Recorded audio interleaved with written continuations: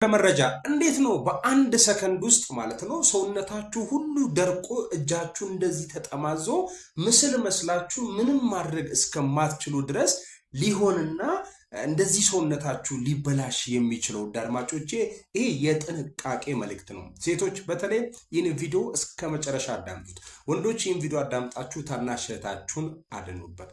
ከማያውቁት ሰው መጠጥን አይቀበሉ። በአንድ ሲፕ ብቻ ለሰዓታት ሰውነቷ የድንጋይ ያህል ደርቆ የቀረዋ ወጣት ታሪክ።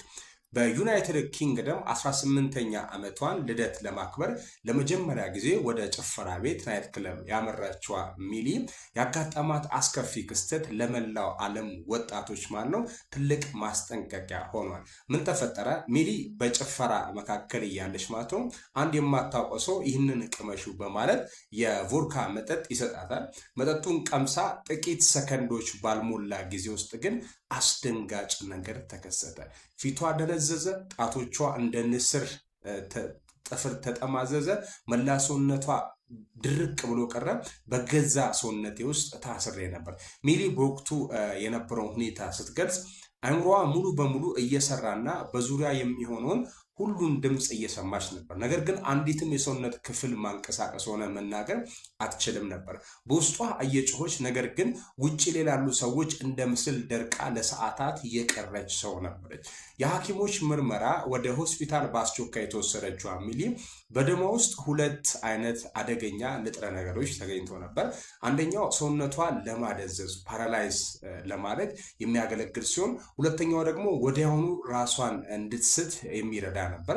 ፖሊስ ምርመራውን ቢያደርግም ወንጀለኛውን ግን በቁጥጥር ስር ማዋል አልተቻለም። የእናቷ ማስጠንቀቂያ። የሚሊ እናት ክሌራ ልጇ ሆስፒታል ውስጥ በስቃይ ላይ ሆና የሚያሳይ ተንቀሳቃሽ ምስል ለዓለም አጋርቷል በቲክቶክ ገጽ ማለት ነው። ይህንንም ያደረጉት ሌሎች ወጣቶች እንዲጠነቀቁና ከማያውቁት ሰው በፍጹም መጠጥ እንዳይቀበሉ ለማስተማር ነው ሲሉ ተናግረዋል። ሚሊ በአሁኑ ወቅት ሙሉ በሙሉ ጤንነቷ እየተመለሰ ቢሆንም ክስተቱ ግን ትልቅ የስነ ልቦና ጠባሳ ጥሎባቸው አልፏል። መልእክቱ ግልጽ ነው አድማጮች፣ ራሳችሁን ጠብቁ። በጭፈራ ቤቶችም ሆነ በማህበራዊ ስብሰባ ላይ የእርሶ ያልሆነን ወይንም ደግሞ ክፍት ሆኖ የቆየውን መጠጥ በፍጹም አይጠጡ።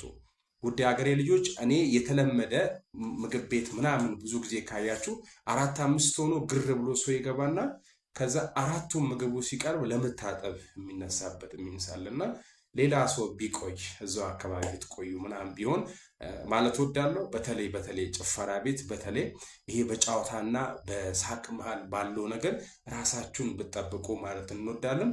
እቺ ልጅ አንዴ ደንዝዛ ፓራላይዝ አርጋ ይሄን ያደረገው ሰው እንግዲህ ሊያጠቃት አጋጣሚ አጥቶ ይመስለኛል።